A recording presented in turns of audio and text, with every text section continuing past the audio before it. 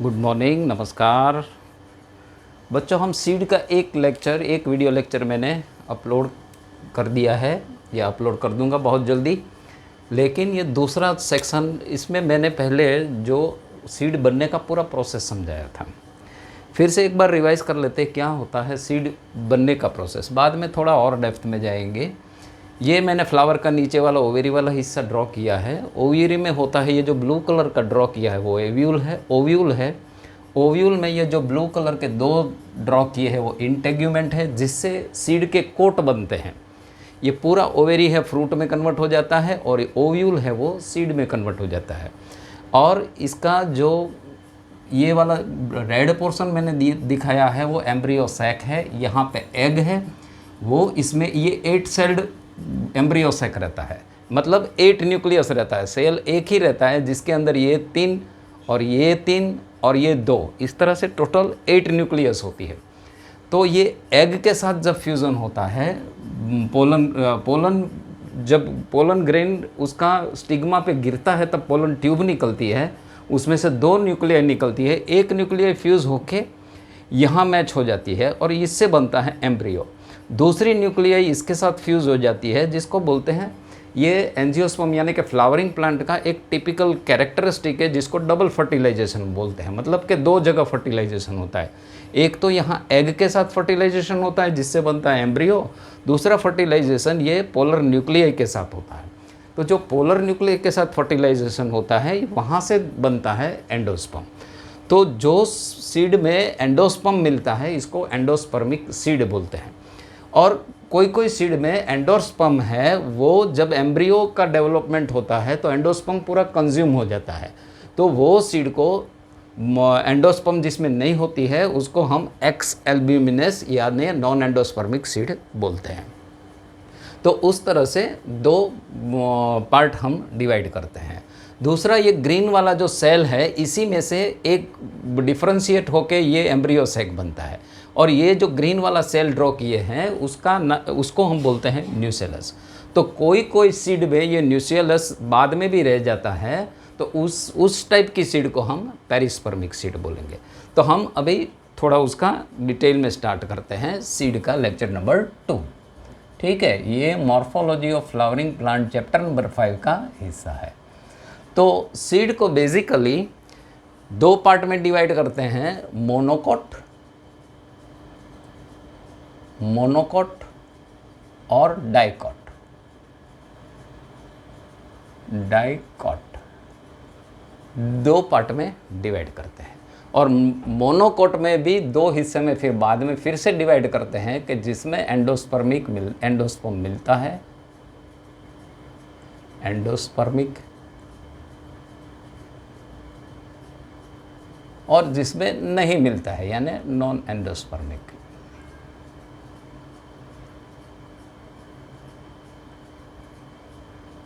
उसका दूसरा नाम भी है एल्ब्यूमिनस।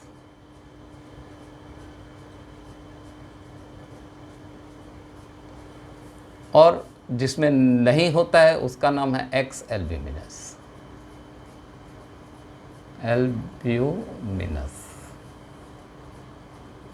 तो ये हुई मोनोकोट और डाइकोट की बात। अभी मोनोकोट की बात। इसी तरह से डाइकोट में भी 2 हिस्से आ जाते हैं, एक एंडोस्पर्मिक और दूसरा नॉन एंडोस्पर्मिक,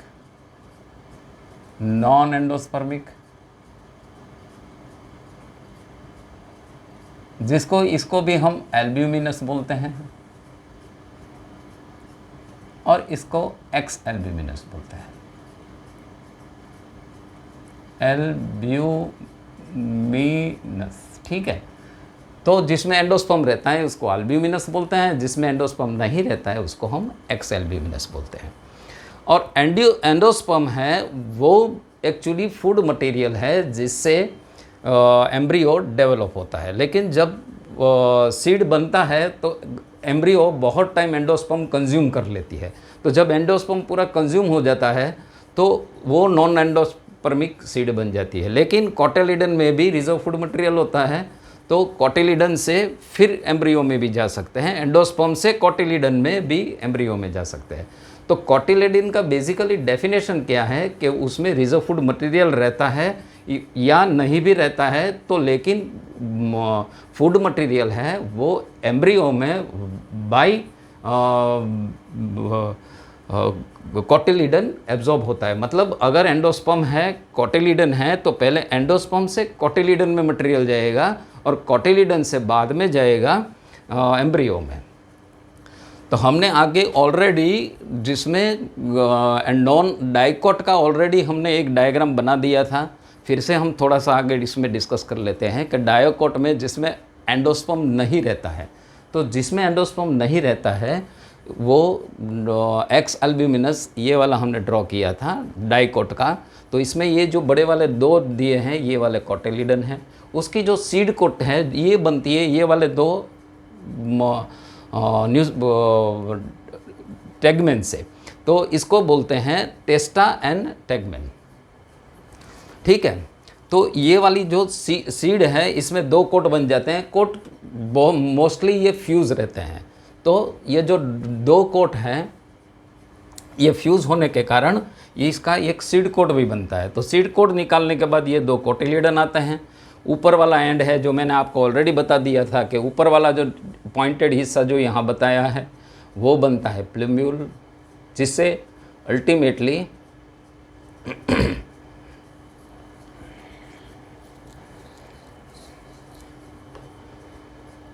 इससे बनता है रेडिकल। ये वाला ग्रीन पोर्शन थोड़ा रहता है, ये वाला भी जानना ज़रूरी है, क्योंकि जब आप सीड डालोगे जर्मिनेट करी तो कौन सा बड़ा होगा इसी हिसाब से सीड का जर्मिनेशन होगा। तो आप सीड जब ज़मीन में डालोगे तो अगर ये वाला हिस्सा होगा बड़ा होगा तो अलग टाइप से जर्मिनेशन होगी। ये वाला हिस्सा मतलब हाइपोकोटाइल, ये वाला ऊपर वाला जो होता है एपिकोटाइल, और नीचे वाला हिस्सा होता है हाइपोकोटाइल, और ये जो बीच में होता है वो इसको बोलते हैं कॉटिलिडरी नोड। तो ये ऑलरेडी मैंने आपको आगे वाले लेक्चर में समझा दिया है कॉटिलिडरी नोड। तो ये इसके स्टैंडर्ड सब हम जितने पल्सेस खाते हैं जैसे कि पी है, ग्राम है, ये सारे इसी टाइप के नॉन एंडोस्पर्मिक यानी कि एक्स अल्ब्यूमिनस डाइकोट सीड बनती है। अभी दूसरा एग्जांपल देखेंगे जो कि एंडोस्पर्मिक है पर डाइकोट है। तो इसका स्टैंडर्ड एग्जांपल हम लेते हैं कैस्टर का। तो ये मैंने कैस्टर सीड बनाई हुई है, इसके सीड के दो कोट होते हैं। तो ये दो कोट होते हैं, ऐसे पता कैसे चलता है? तो बाहर से आप देखोगे तो ब्लैक कलर का और पैचेस रहते हैं। जो कैस्टर की जब सीड आप देखते हो तो एक ब्राउन कलर के पैचेस रहते हैं, लेकिन अंदर की साइड अगर सीड को देखोगे आप तो एकदम से प्लेन होगी। मतलब ये मालूम पड़ता है कि ये दोनों हिस्से अलग है। तो ये दो हिस्से इसको बोलते हैं टेस्टा और टेगमेन।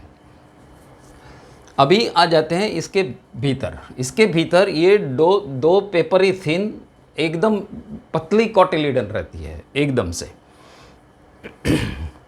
और ये पतली कॉटिलिडन होती है। और इसमें तीसरा भी हिस्सा होता है क्रेनिकल। तो ये नॉर्मली जो दो रहते हैं, लेकिन कैस्टर में तीसरा भी रहता है जिससे अराइज होता है क्रेनिकल या कैरेंकल भी बोलते हैं। तो ये तीसरा हिस्सा कैरेंकल बनता है। अभी ये दो कॉटिलिडन है, ये एकदम पेपरी थिन है, लेकिन हम अगर इस तरह से ड्रॉ करेंगे तो ब्रॉड मिलेगी, इस तरह से ड्रॉ करेंगे तो ब्रॉड मिलेगी, लेकिन बीच में जो एम्ब्रियो हमको दिखाना है वो हम दिखा नहीं पाएंगे, इसीलिए हम इसी तरह बताते हैं। लेकिन यहाँ बताने के बहुत पतली बन जाएगी, लेकिन मैंने बनाई है थोड़ी मोटी। मोटी इसीलिए बनाई है कि आप ड्राइंग में अच्छी तरह से देख सको। तो ये दो रेड कलर की जो बनाई है ये वाली और ये वाली दो कॉटिलिडन है, और ये वाला जो बीच में ड्रॉ किया है वो एम्ब्रियोनल एक्सिस है। ऊपर वाला टिप ग्रीन कलर का, नीचे ग्रीन कलर का बताया है वो प्लेम्यूल है, नीचे वाला ग्रीन कलर का है वो रेडिकल है, ये ब्लू कलर का नीचे बताया वो हाइपोकोटाइल है, ये वाला एपिकोटाइल है, और ये वाला जो ब्लू कलर में डॉट्स में बताया है ये इसका एंडोस्पर्म है। एंडोस्पर्म बनता है, ये तीसरा न्यूक्लियस जब यहाँ आता है फ्यूज़ हो जाता है तभी ये बनता है। तो ये हुई डाइकोट और एंडोस्पर्मिक सीड की बात। अभी हम बात करेंगे मोनोकोट और एंडोस्पर्मिक। तो मोनोकोट्स में आपने मेज़ का दाना देखा होगा, तो मेज़ का दाना कुछ इस तरह से होता है। मेज़ का दाना में यही अगेन ये वाले 2 कोट यहाँ इसी से बन जाते हैं, लेकिन एक कोटिलीडन सिर्फ एक ही बनता है, कोटिलीडन एक ही बनता है और यहाँ पे एक लेयर होता है सेल का, एपिडर्मल एक लेयर होता है और ये 2 पार्ट में डिवाइडेड होता है। बीच में होता है स्टार्च और बार के पेरिफेरी में जो ब्लू लाइन के अंदर जो होता है यहाँ होता है एल्यूरोन प्रोटीन। वो एक पार्ट का एक टाइप का प्रोटीन है, तो यहाँ पे होता है प्रोटीन। तो ये दोनों नरिशमेंट अल्टीमेटली ये वाले एम्ब्रियो को देंगे। अभी यहाँ एम्ब्रियो में मोनोकोटिलीडन में थोड़े से नोमेनक्लेचर का डिफरेंस आ जाता है। किस तरह से डिफरेंस आ जाता है? क्योंकि इसका जो प्लूम्यूल और रेडिकल है उसमें से एक छोटा सा स्केली कवर आ जाता है। तो वो स्केली कवर आ जाने से इसका नाम हम रखते हैं कोलियोप्टाइल और जो रेडिकल होता है इसका नाम हम रखते हैं कोलियोराइजा। तो इसी में और ये जो यहाँ पे कोटिलीडन बनाया है वो कोटिलीडन एकदम से पेपरी थिन रहता है। तो पेपरी थिन और इसका नाम यहाँ पे हम स्क्यूट्यूलियम बोलते हैं। ठीक है, तो ये basically endospermic monocot endospermic seed है और यहाँ पे इसका एंडोस्पर्म रहता है और रिजर्व फूड मटेरियल स्टार्च और एल्यूरोन प्रोटीन है। अभी क्वेश्चन ये है कि एकदम पेपरी थिन है फिर भी इसको कोटिलीडन क्यों बोलते हैं? तो बेसिकली डेफिनेशन कोटिलीडन का ये है कि उसको एम्ब्रियो को फूड मटेरियल देना है। जब डेवलप होता है तब उसको फूड मटेरियल देना है और इसके पास तो फूड मटेरियल है नहीं, लेकिन जो ये रिजर्व फूड मटेरियल एंडोस्पर्म में है वो पहले कोटिलीडन इन केस ऑफ दिस क्यूट्यूलियम में पहले एब्जॉर्ब होता है और उसके बाद वो सप्लाई करता है एम्ब्रियो को। तो एम्ब्रियो को बाद में सप्लाई करने से इसको यहाँ पे कोटिलीडन बोलते हैं। ठीक है, तो अल्टीमेटली एज पर डेफिनेशन उसको सप्लाई करना है, डायरेक्टली खुद सप्लाई करे या किसी के पास लेके सप्लाई करे। तो ये यहाँ से एंडोस्पर्म से पहले खुद एब्जॉर्ब कर लेता है स्क्यूट्यूलियम और बाद में ये इसको दे देता है और इसका फिर डेवलपमेंट होता है। तो coleorhiza is equal to radicle जिसमें से फिर रूट निकलता है और coleoptile is equal to plumule, ऐसा भी बोल सकते हैं। इक्वल टू नहीं होता है लेकिन कंपैरिजन के हिसाब से कोलियोप्टाइल है ये, जैसे डाइकोट में प्लूम्यूल है इसमें कोलियोप्टाइल है और ये स्टेम को अल्टीमेटली राइज करेंगे। और इसका स्टैंडर्ड एग्जांपल तो आपको मालूम है, मेज़ है, वीट है, ये सारे एग्जांपल इसमें। सिर्फ ड्राइंग में फ़र्क आ जाएगा, सिर्फ अगर मेज़ या वीट ड्रॉ करेंगे तो इस तरह से ड्रॉ करेंगे, बाकी सब इसी तरह से आ जाएगा, इसी तरह से आ जाएगा सब। ये वाला हिस्सा इसी तरह से ड्रॉ करेंगे, बाकी सब इसी तरह से आ जाएगा। लेकिन अगर अभी हम बात करेंगे नॉन एंडोस्पर्मिक सीड, तो नॉन एंडोस्पर्मिक सीड में ये वाला पोर्शन नहीं रहता है, सिर्फ इतना ही रहता है बस। अगर नॉन एंडोस्पर्मिक सीड है तो ये वाला पूरा हिस्सा आप निकाल दो, एंडोस्पर्म वाला सीड निकाल दो और इतना ही बचता है सिर्फ उसके पास, और ये बचता है उसका कोटिलीडन और ये बन जाता है इसका कोटिलीडन, यानी कि यहाँ इस केस में मोनोकोट में हम स्क्यूट्यूलम बोलेंगे और ये बोलेंगे कोलियोप्टाइल और ये बोलेंगे कोलियोराइजा, और बाकी का हिस्सा एंडोस्पर्मिक नहीं होता है। और ये मिलती है आपको ऑर्किड में। और क्योंकि इसके पास रिजर्व फूड मटेरियल है नहीं तो इसका time period germination time period बहुत कम रहता है। मतलब अगर सीड गिरने के बाद तुरंत जर्मिनेट नहीं हुई तो इसका जो एम्ब्रियो है वो मर जाता है, यानी कि ख़त्म हो जाता है। और लास्ट में अब बात कर देते हैं कि मोनोकोट और डाइकोट के सिवा अगर ये आपको ये वाला न्यूसेलस का जो पोर्शन है, न्यूसेलस का पोर्शन अगर आपको सीड में दिख जाए, रेसिड्यूल में दिख जाए, तो इसको हम बोलते हैं पेरिस्पर्मिक सीड। Perispermic seed.